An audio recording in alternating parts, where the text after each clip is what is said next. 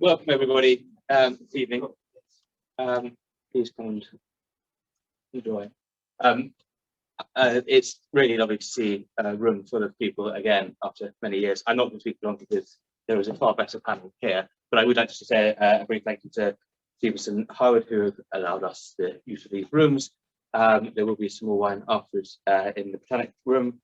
Anyway, the exhibition that we are here over this week and next week really did, I think, challenge the perception of Lutyens and bring it back to the fore. And the work that the Trust has done over the years clearly has taken that onwards. But I think it's a really special moment to be able to reflect on it 40 years on afterwards. And so without further ado, I will hand over to the esteemed panel this evening. Thank you very much.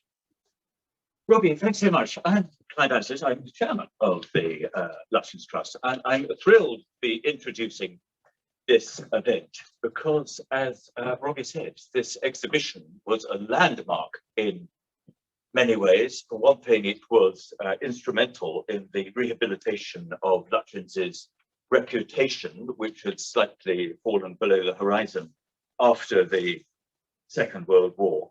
And the enthusiasm of the exhibition and its organisers led to the formation of the Lutyens Trust. So in terms of the Lutyens Trust, this exhibition was where it all began. The exhibition opened at the end of 1981 and went on into the first months of 1982, and I saw it as a stripling of 26, and it made an enormous impression on me. But it was only Rebecca here found some photographs from the exhibition, which I'll share just one or two with you in a moment.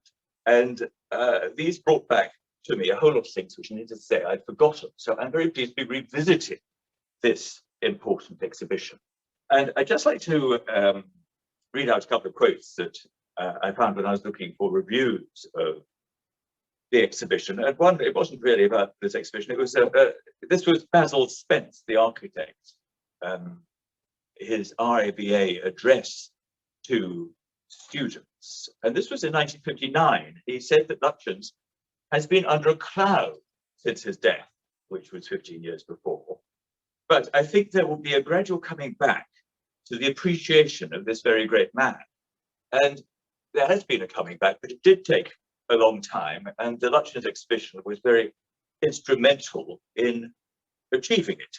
And the other quote that I noticed was from Richard Haslam, writing in Country Life, which was very pro this exhibition, and mostly people, I think, were pro it, although there were a number of naysayers, particularly in the kind of prevailing establishment at the time, the prevailing architectural establishment, which was pretty solidly modernist.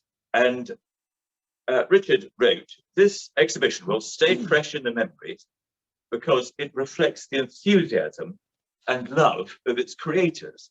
And I think that's very, very true. There's an extremely special band of people who came together, and this exhibition was full of invention, full of marvelous wonder, and full of wit, which was a quality Lutyens himself had in abundance. And you feel the enthusiasm and love of this group of people. Very sadly, there are not very many left today, but we pay tribute to their memory. And I'm pleased to say we have a distinguished panel of people who remember the exhibition and in one case worked on it. So what I would like to propose is that first of all, Martin Lutyens talks about a bit about Lutyens. Says, oh, well, I'm going to do one thing. I'm going to show a couple of slides first. But Martin Lutyens will talk about Lutyens, remind us who he is or who he was, why he's important, and the ups and downs of his reputation since 1944. I'm very pleased to say that we have Janet Allen here, who worked on the exhibition and from point of view of the Arts Council. So it's very interesting perspective. It's an almost unbelievable thing that this exhibition is the product of a marriage between the enthusiasm of this group of scholars, they were quite young scholars in some cases, and architects at the time, and the Arts Council, which funded the exhibition with government money. It's rather difficult to believe this happening these days. but a wonderful thing and much to be celebrated in memory. And then Jane is going to sort of walk us through the exhibition, which is fantastic, Jane Ridley. But just to give you a little flavour, I don't want to steal Jane's thunder, but I'm just so thrilled to have found, I was going to say, but been given by Rebecca these images. And I'll just show half a dozen just to kind of whet your appetite for Jane's talk. This is the entry to the exhibition. The point about the exhibition was that it not only presented objects of Lutyens, but it showed them in fabulous room settings, recreated with tremendous bravura by Piers Gough. We also had these amazing models. I think, is this like Hansard Hut? Is it? I'm not quite sure. Anyway, Tilford is Tilford. There we are. Oh, I see. Okay, we already have three views. But whole, this is an interpretation. I think this is about this from months ago, I think. But built on a tremendous scale, real brick architecture built in the exhibition. Well, this was all in the Hayward Gallery. It's simply amazing. It was voted the most ugly building in the world. It's a great concrete bunker, but with these enormous kind of aircraft hangar type spaces inside, which it was possible to reimagine in the most fantastic way.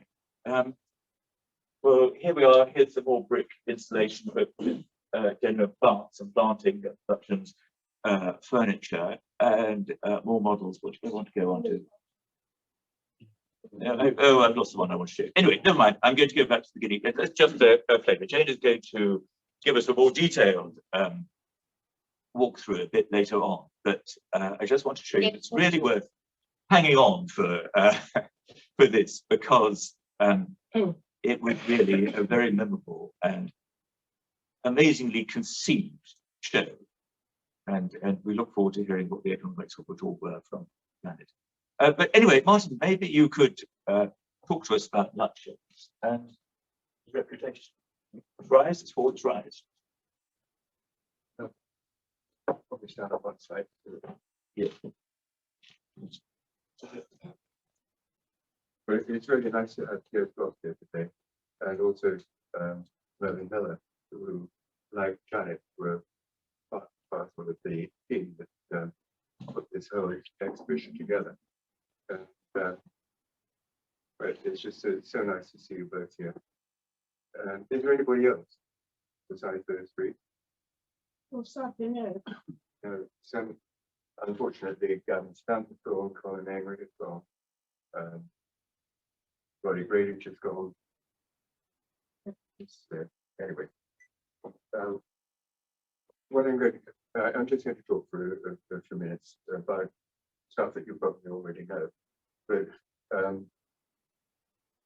what I want to talk about is the Lutyens' career at the start, where he came from, and where he went, and what happened along the way, as quickly as I can. He was born in 1869. His parents lived in Surrey, and he had very little schooling at all. He had, for architecture, goodness knows where it came from, a God-given innate talent, and was largely self-taught. His only professional training was for 6 months in the offices of Sir Ernest George, who was a successful architect at the time. And he set up his own practice in 1889, aged 20, just 20. The start that he got in his career, he had a lot of luck. He met Gertrude Jekyll, whose name is almost certainly known to all of you, and she introduced him to her own class and her own family. And those contacts were the ones that really got his career off for a flying start.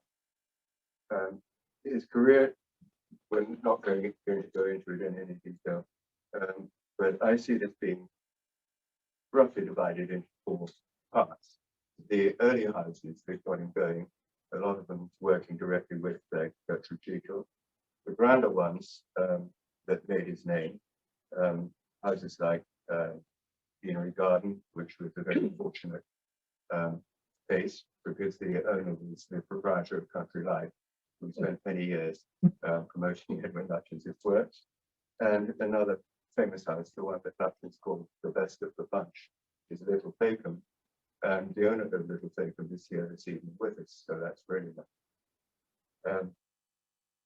So the early houses, the grander ones that made his name, and then he moved on to public buildings in London, Delhi, Johannesburg, Washington. And the fourth category is the immense amount of work that he did with the Imperial Warburys Commission after the end of World War, during and after the end of World War I.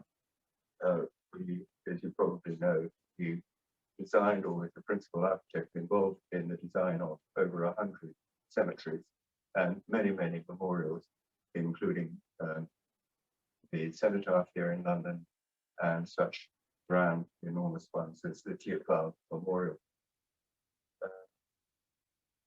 By the early 1900s, he designed 23 substantial houses, along with their estate buildings and cottages, 13 large alterations to buildings, 27 cottages, and the British Pavilion for the Paris exhibition. By the end of the first decade of the 20th century, he was recognized as a leading country house architect. And this reputation that he had at that time was sufficiently important to lead to the commission for the design and building of New Delhi and other public buildings as well. The first blow to his career came with World War I and its aftermath. During the war, the flow of private client work effectively came to an end, and the Delhi project was put on hold. So he had a setback there. After the war, there was a resumption of work for private clients, the completion of the Delhi project, and other public buildings, including this one. So there was a return of optimism and a return of along with this too came the Imperial Warburys Commission appointment and the cemeteries and memorials that I referred to. The most important, I suppose, from a national point of view, being the cenotaph with all its complexities and apparent simplicity, very confusing. Now, here he was, a very famous man, known as probably the leading British architect of the day at that point. So what went wrong? Well, his reputation had been under pressure. I'm no expert in this, by the way, so this is, give me if this is just a personal impression that I have, and it incorporates some advice and ideas that I've had from my son Dominic, who's sitting over there, who is a specialist in design and architecture, well-known writer. Anyway, Lutyens' career, in retrospect, had been under pressure for quite a long time, from figures in the modern movement. Adolf Loos, Mies van der Rohe, Le Corbusier, Niemeyer, and Frank Lloyd Wright in his later stages, such as the design of the Guggenheim. Now, the ideas of these great men were put on hold during World War II, but they came to life to become mainstream after World War II. And it's that sort of wave of change in architectural tastes and ideas that I think swamped Lutyens and knocked him off his pedestal. Lutyens died in 1944. His reputation at that stage was as I see it, it's an idea for the next several decades. And it's thanks to a band of his faithful admirers, several of whom are in the room this evening, that has returned him to his rightful pedestal today. So I'd like at that point to hand over to Janet, who was one of the key players in the exhibition.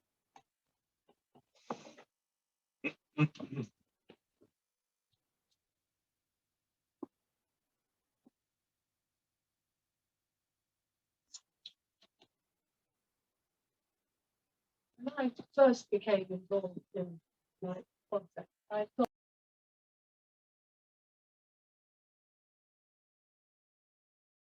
that the Arts Council took on this project, which slightly surprised me, because it wasn't surprising at all, really. The Arts Council had actually done quite a few architecture exhibitions. And the most important thing about the Lutyens exhibition is that it did rehabilitate his reputation. But it was also very important because there was a completely new approach to architectural history, and it played a great part in that. And for me, it was very memorable because I spent nearly 3 years working nearly full time on it.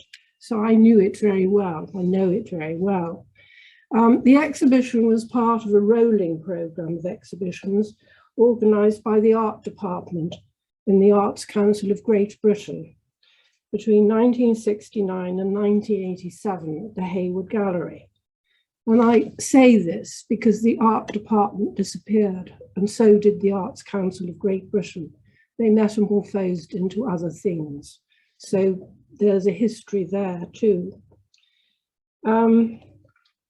At that stage, the British Museum, the V&A and the Royal Academy and the Tate, they didn't have large exhibition departments.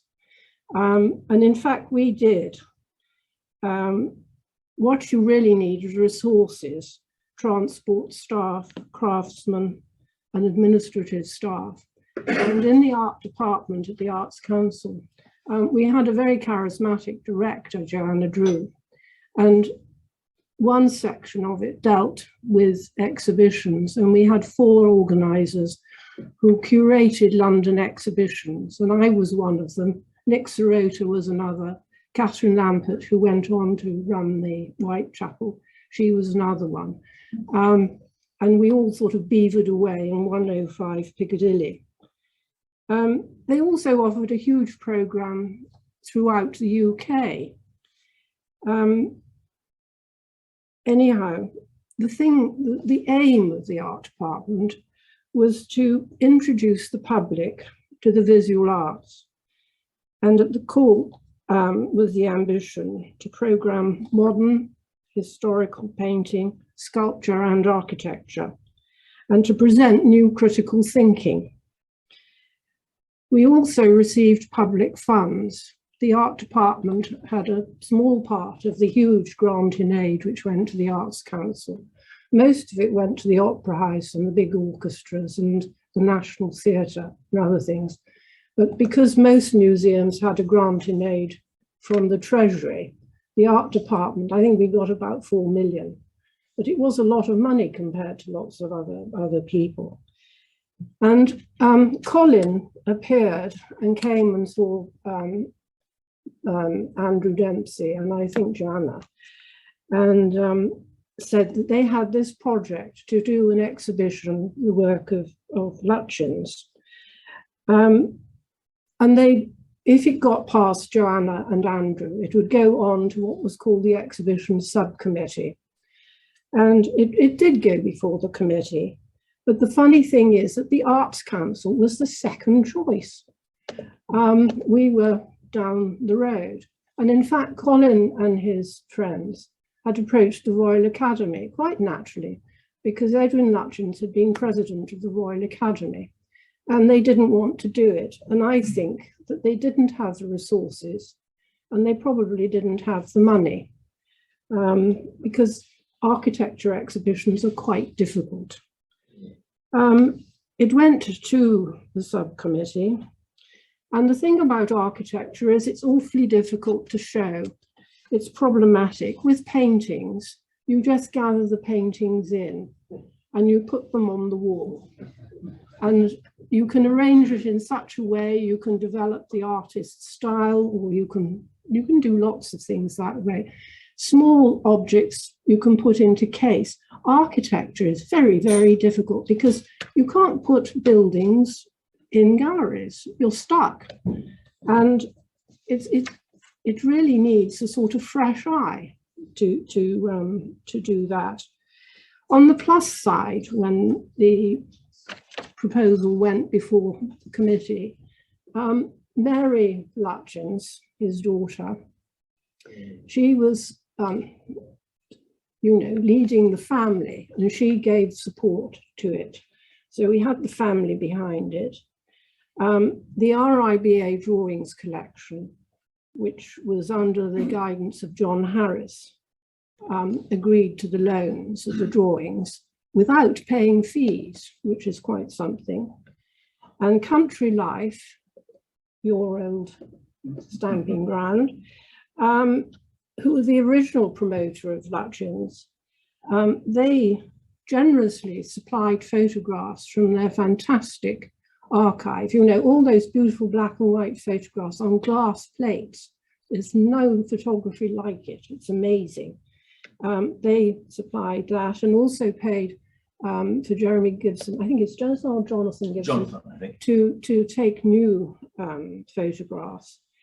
And so we had the basis of an exhibition, and other lenders who had artifacts were very cooperative. There was one place which was not so helpful. And Lutyens ended up in the Hayward Gallery, which is a brutalist building. And, he wouldn't have liked the building. So, but I think in actual fact, it was serendipity, because the Royal Academy galleries, where I've worked too, they're quite beautiful, but they're classical galleries, and it would have been extremely difficult for Piers to have actually done what he did in the Royal Academy galleries. The Hayward had, the exhibition was on the ground floor. It had 3 galleries of different spaces. The first 2 had immense height. Then there was a long, low gallery on the right-hand side. They had solid floors.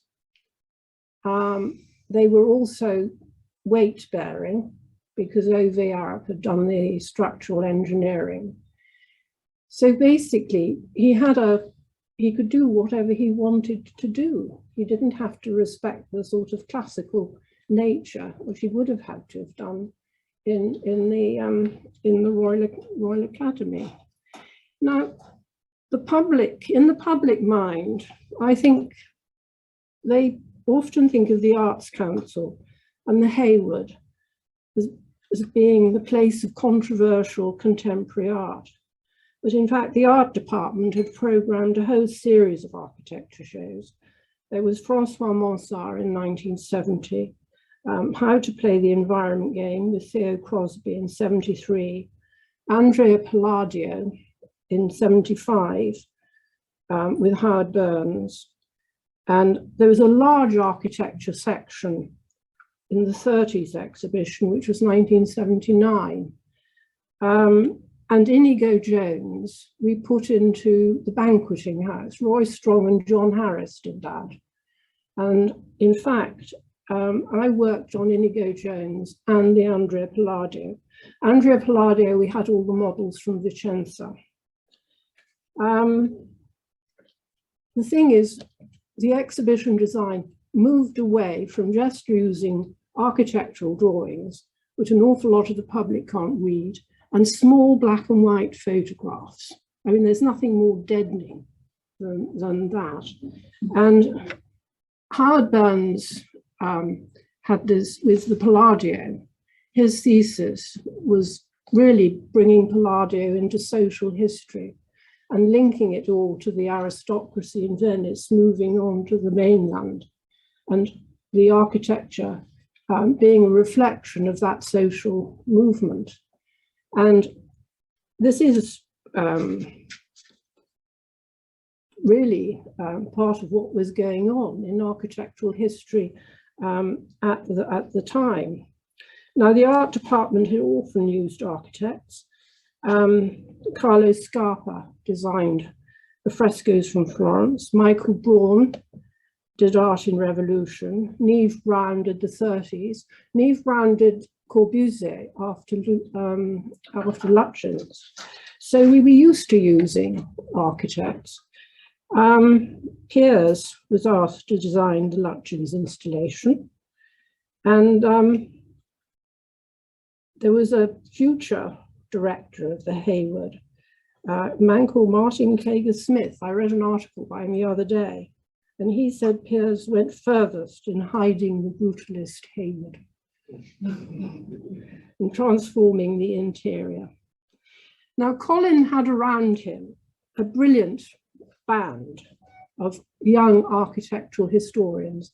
They must all have been in their late 20s and early 30s. And they gravitated around John Harris, who was the man in charge of the Lutyens Gallery of the RIBA. They'd moved from Portland Place over to 19 Portman Square. And they must have started working in the early 70s. Margaret Richardson was cataloguing the Lutyens drawings there. And what they wanted to do was to put Lutyens into his social context and not just consider the formal architectural vocabulary. The polemic show, which Roy Strong and John Harris and Marcus Binney called The Destruction of the English Country House, they showed it in 1974 at the V&A, had raised public awareness for more traditional architecture. And there was a change in public mood. Post-war high-rise block Ronan Point had collapsed in 1968. And on a lighter note, in the fashion world, Laura Ashley was all the rage, and there was the diary of the Edwardian country lady. So, you know, there was a sort of change in mood in the country.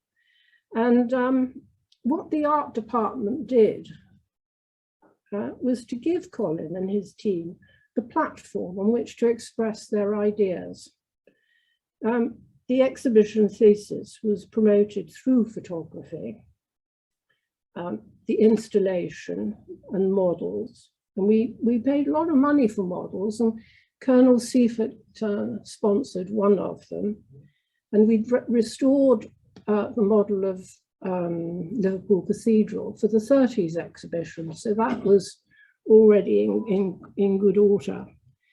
The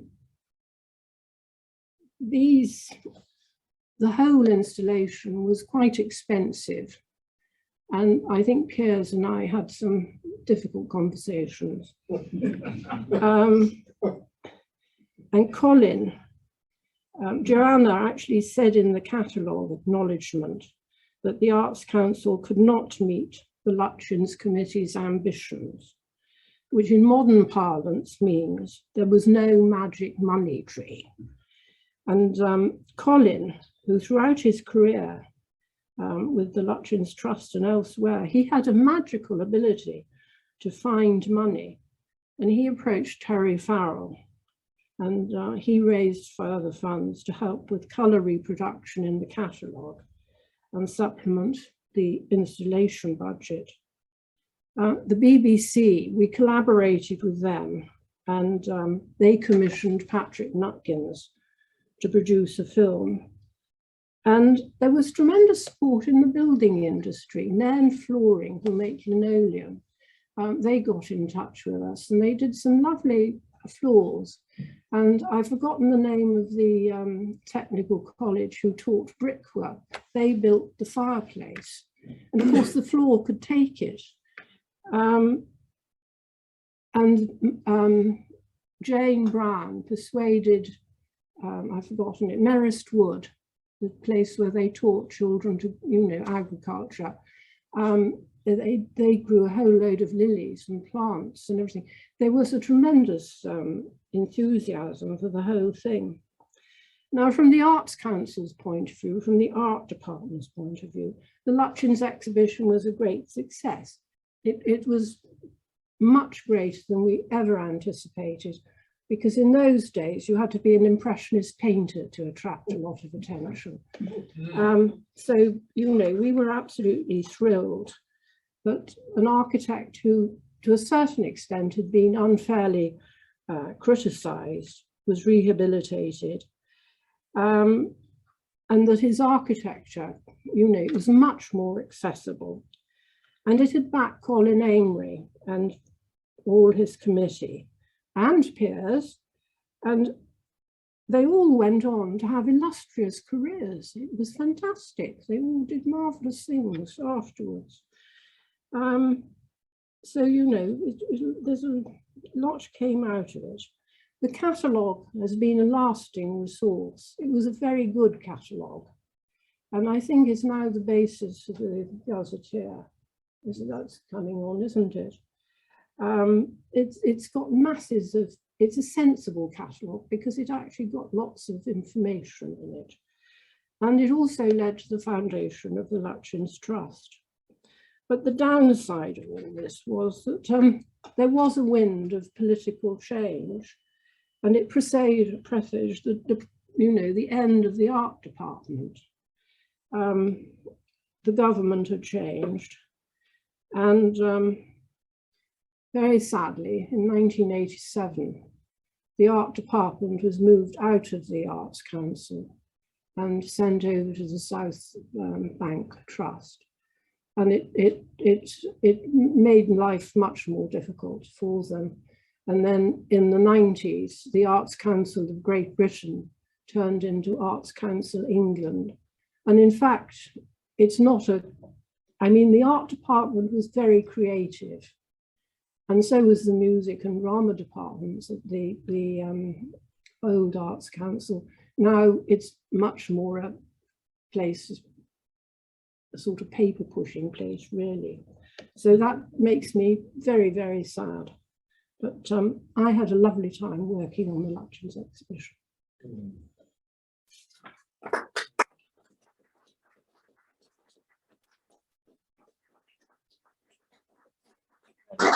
Thank you so much. That was absolutely wonderful, inspiring, and indeed touching. It's wonderful to have Piers with us. He was sitting so modestly at the back that I didn't want to disturb his incognito, but we have it. So that is fantastic. And so maybe you could comment afterwards, Piers. But I'm thrilled to have Jane Ridley, too, member of the Lutyens family, to take us through the exhibition. Jane, how would you like to do this? Toss that over there. This is a control. Yes. Do you want me to do it? Or you did. Good. Well, that was amazing, Daniel. Thank you very much. Fascinating. Sort of, you were there. You did, and you're really fascinating.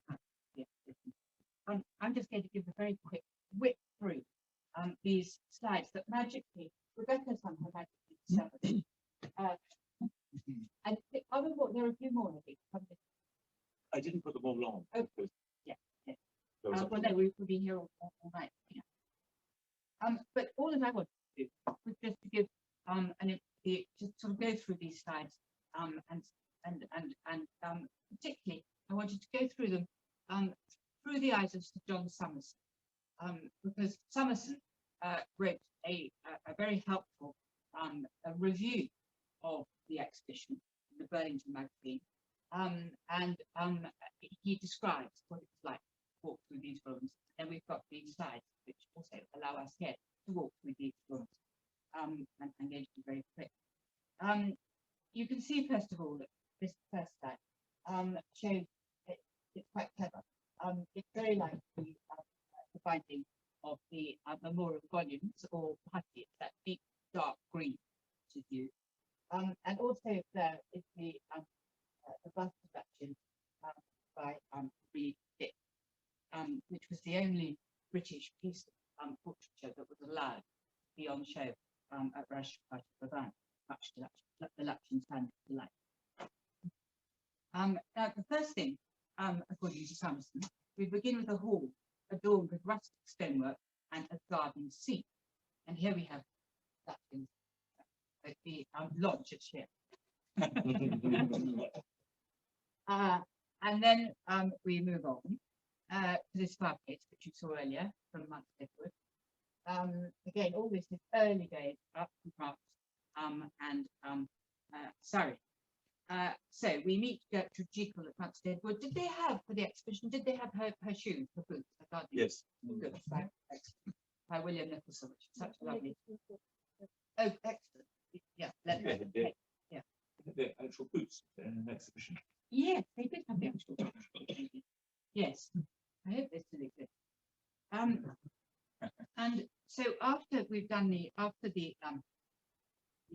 we've done the Hampstead bit, we move on to a great, and this is Somerson, a hall of great houses follows with enormous colour photos, and this is one of the great techniques of the exhibition, and I don't know at all, Janet would know, but my guess would be that in 1981, people were not really accustomed to hugely blown up photographs. You know, this was a novel, and so you can see them here. You can't actually see the full impact they would have made, but you can see how enormous they are in this room of great houses, where we have Marsh Court and Scenery Garden.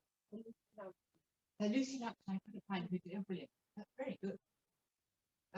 So these wonderful huge houses and a Lutyens garden seat, but that's not the normal design. Yeah. And so also we have here Folly Farm, an amazing model. Yeah, this is the first the model. This is an extraordinary piece of it brings it to life much more than a photograph. And we also have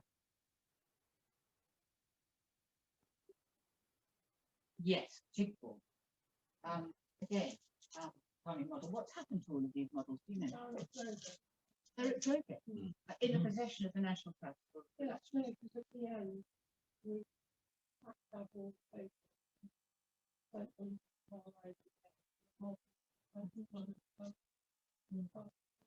so they could be retrieved. We tried to.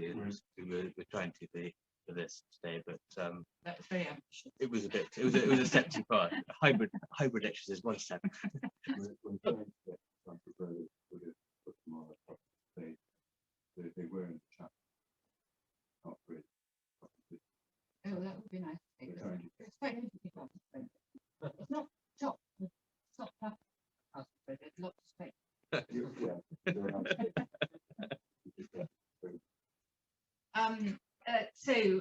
Chigbourne and then Grey Wall. Can't see it today. This is just a walkway through. And walking around the hall of the exhibition. So again, Henry Garden. And then we descend to this is Somerson. We descend to a lobby with a Drogo-style dome and porch, where we are introduced to the top of houses. And they are not here. And I'm not sure what this window is. near the garden. Oh, right. There was Oh, well, the church, actually not very well displayed.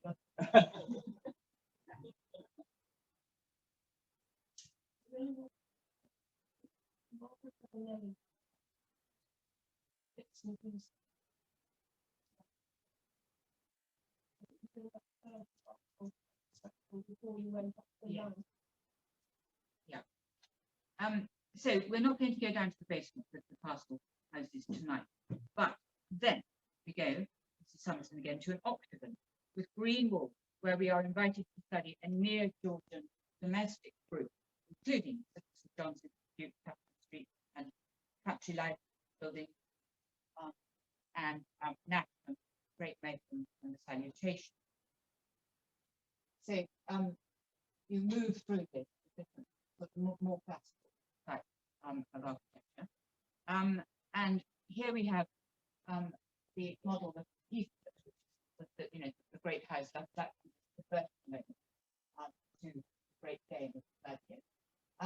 And this model was particularly praised by Somerson, who said that it shows the recession and relief of garden and house better than any photograph. And it probably does look at photographs down there, it's all much better.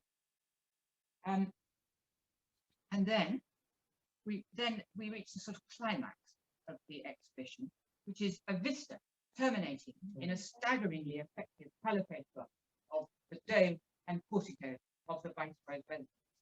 And it really is tough. A wonderful door. And on both sides, you see part of the Augustus John portrait, the unpictured one on the right, and on the left. But I think that is staggering. Is it how long, how far, how big is that? It was a pretty big gallery. Yeah. It's gallery one on the right hand side. It's a very long, gallery. It had a wooden floor, and these doors were named with an open. Okay, so And they're from like yes, they are. and I can't remember it being that best. It's very long, very long. Anyway, I think this was the sort of climax, right? Right, yeah.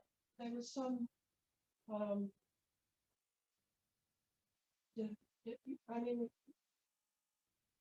the Delhi building could help with the sea. I can't It does. it didn't in the end. Yeah. 5 years like from London. I'm talking this. Anyway, so you walk back through sorry,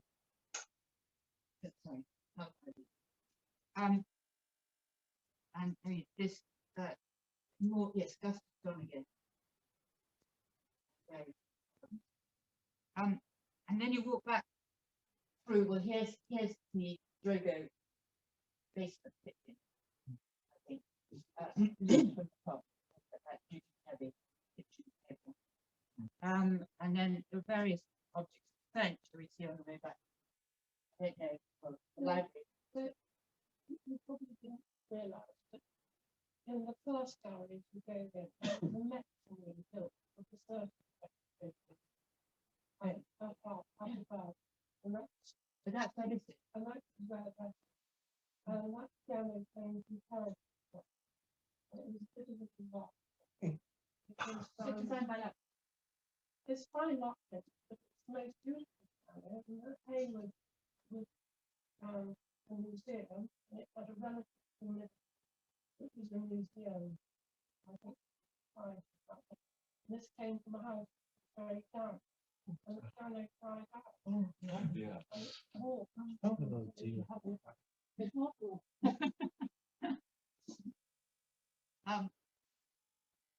I think that's a similar debate. Oh, it's the same one. And this is check. But with past. Oh, is it? Yeah.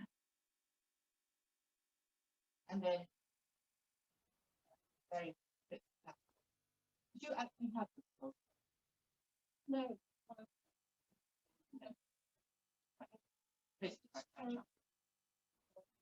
Yeah, but then you have to take it. no, what is the example? Yeah. Yeah.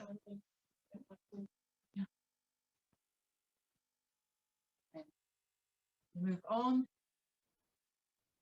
So these are sort of bits of that's Esther by William Gibson.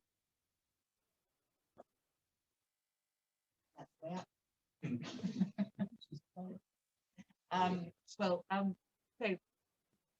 Jane, fantastic. Thank you so much for talking us through that. You help us with any observation. I was planning guide to all that. I was going every inch of the exhibition, missing nothing. And all I'm afraid in exactly the right order on the garble order. And tell you some of the reasoning of why I designed it like I did. Why the yellow room expressed as a kind of Edward, a sort of magical Edwardian summer that we all imagine the Edwardian period was before the First World War, and these glorious houses, and that thought what made that space, and then the sort of potpourri of gardens makes it more thought. But I'm going to flatter myself horribly next week. Another. Thank you. Yes. Yeah, there will be. This time next week at the Bloomsbury Hotel rather than here. There will be the follow-up, the second piece, which Piers will, as he's just far more eloquently expressed, a more detailed look at the exhibition itself. Fantastic taste. Yeah. This image is really interesting.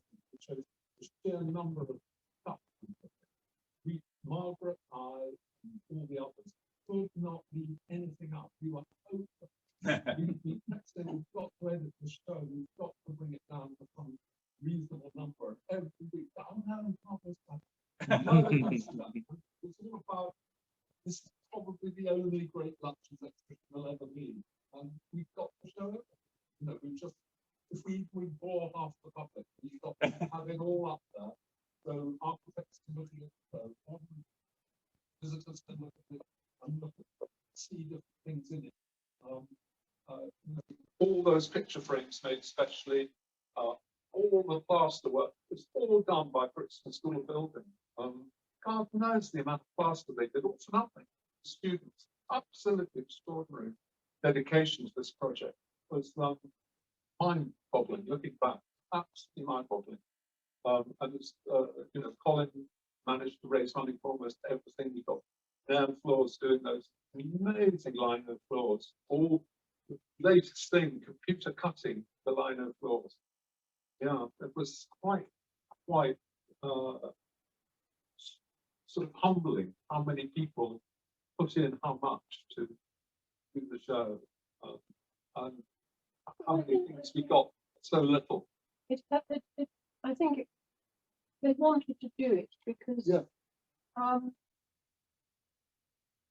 they wanted to do it for Lutyens, but I mean, there was a quid pro quo because, I mean, they could see, learned floors could certainly see that it might help them.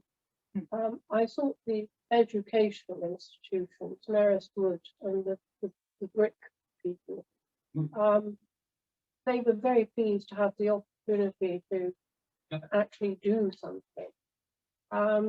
So no, it was very, you know, Jane and Colin worked very hard to enthuse that and get them going. You remember that Richard Seaford, Centrepoint man, lent us his model department. They made Easter. They made 4 models of that exhibition. You think you made, yeah. Yeah, I think it was 4. And, no, I think and the guy in the model department said, "Thank God, I've got something good to do."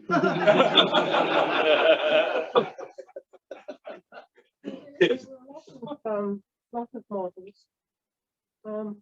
I mean, I think the model bill was quite expensive. I'm going to ask, are there any questions? Does it? Well, yes, we so much look forward to gathering next week and hearing more. What a fantastic portent. I just want to say, as you know, someone who went there, and you know how just wonderful it was, because it was good to know that there was going to be an exhibition, and you know, one had read it, you know, knew some of the books a little bit, but you had read in various commentaries about, you know, people who perhaps weren't quite in the mainstream of architectural commentary, saying Lutyens was underrated, one of the very great people, and then finally, and then you went there, and it was fantastic because it created this, as sorry, Janet, sorry, it showed when she was, sorry, and Jane, when they were going around the exhibition, Piers created this sort of he was very much obviously in sympathy with the thing, and the way the whole thing was architecturally created, so you were kind of walking through some everywhere. It was so clever to make the brutalist Hayward into this experience of Edwardian summer, as has been explained to us about the Yellow Room, which was fantastic, and we saw in the slides you showed the sort of architectural setting, sort of separating each house into a separate bit, and then you went into another room when there were bottles, and then you went down a Corbusian ramp, but suddenly you were in a Lutyens little bit of magic, some, I don't know, but a roof, a top lit space or something at the bottom of the ramp. It was just amazing. I think I went twice. and it was very symbolic, really, that it was at the Hayward Gallery, because it really felt this related to a wider movement, I think, because of course postmodernism was coming in, and the ice of the modernist winter was beginning to crack. And yes, to have this exhibition in the very heart of brutalism was deeply memorable. And through your last years, what was the inspiration for the selection of the architectural features, Lutyens features, which you installed in this exhibition? Do you have a whole raft of items you'd like to use? How was it selected? Yes, we did. And we had these big, great events where we all sat round, often at the Oxford Country Life, sort of discussing, let's call it, what were the greatest of the great houses. And once I'd done this 4 axes on the Yellow Room, which houses were going to get the big, praise. And Marsh Court was definitely the absolute favourite of mine and Margaret, and Deanery Garden had to be.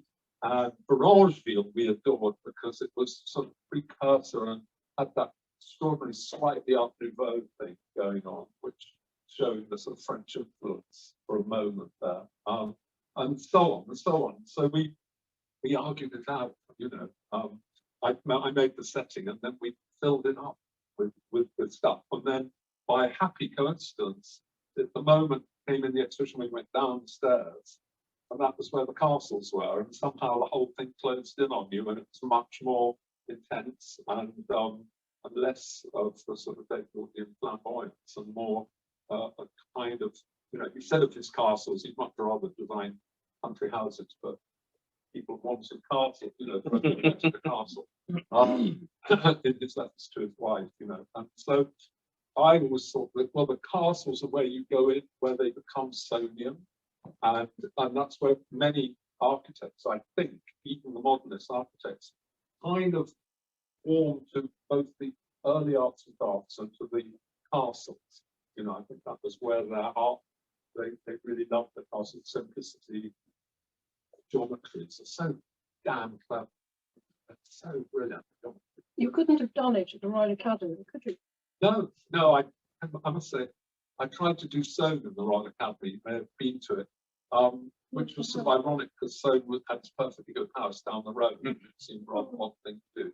But I got the gig, and I tried to do Soane in the Royal Academy, but it wasn't the same. It wasn't as good as that. It's amazing. But I mean, people can be very rude about the Hague, but in fact, it has a lot going for it. And I think that the other interesting thing is, apart from Piers' installation, it was a complete, there was a redirection in architectural history, and people weren't just writing architecture books now, sort of describing the use of the orders and just the buildings, the category of architecture. They were actually relating architecture to society and to economics, and it had started, 15 years before. I'm getting old. Who was that very famous architectural historian? who wrote a whole series of books about the Victorian country house. Not sure. Pardon? Not sure one. Yes, I mean his books were completely reorientating the Yes, study. true. And they were bestsellers. Like Yes, Country House. yes, right. And Howard Burns was in. I mean, he's a really serious historian. He treated Palladio like that, and in fact, the same models came back to England about 15 years later, and there was a Palladio exhibition in the Royal Academy. I expect you all saw it, and it was much the same stuff, but I didn't. The Royal Academy were mean because they didn't give it enough space. Do we have any questions from readers, listeners outside the room? We just had one to say what happened to the models, which I know we've Ah, briefly we discussed. touched on that. They're in cultural progress. Accept the answer. Yes. Oh, Hi. Oh, sorry. I just wondered about the art, where did the art, the artist drawn portraits, where did they come from? Was there family. National Portrait Gallery? I don't know. They were in the Ridley family. Okay. Have you painted Ursula? Or No, that's no, that's Whistler. Nick, I'd like to ask Piers if those, having the resources of the Arts Council available, whether he discovered any Lutyens work that he didn't know about that was of great delight and surprise to him. Ooh, that's a very difficult question, because what you would have found out, I only just heard of Lutyens when I was mentioned.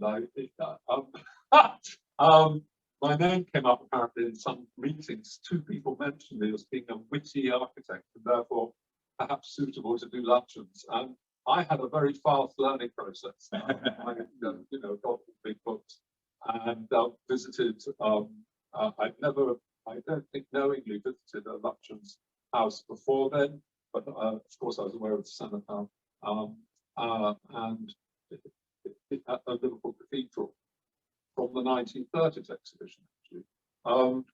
But I have to admit that it was a big name, but I damned if I really knew much about him, and so I was learning fast.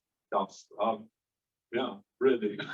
So was and I was besotted. So must No, have I became absolutely besotted. It almost ruined my life. I got because by the time the age I was then, just 35, Lutyens had built all those country houses. I was absolutely sick of the dog. I had to barely build damn thing, my aunt's extension. I was absolutely like, in awe, completely in awe, and his skill. And what I always said was, really, what he believed wouldn't have mattered. He could have believed in anything, but he always made it was the most beautiful architecture. Whatever, whether he was believing in Highgate and the classics, and he did the most perfect classical buildings. And when he would believe in big arts and crafts building, he did the best big roofs, uninterrupted roofs you could imagine. So he was just a three-dimensional genius, absolute genius.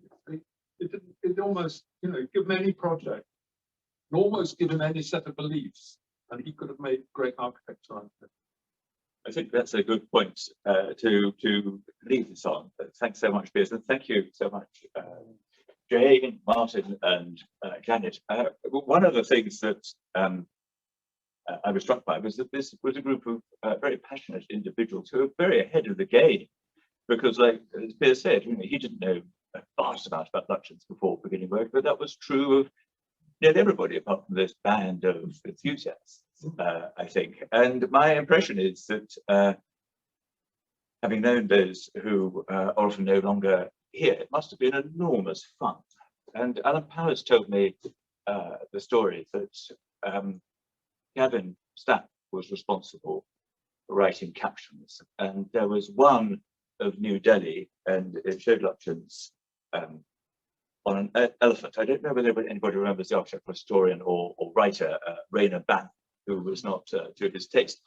And the caption read, Sir Edward Lutyens surveying the site of New Delhi on an elephant with his faithful Mahout, Raina Balan. So there was a lot of fun, clearly, to be had. And what a memorable exhibition, and how vividly it has come to life tonight.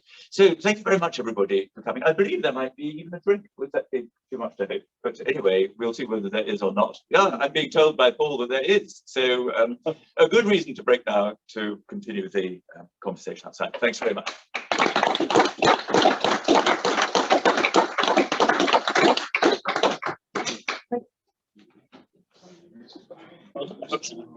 I'm not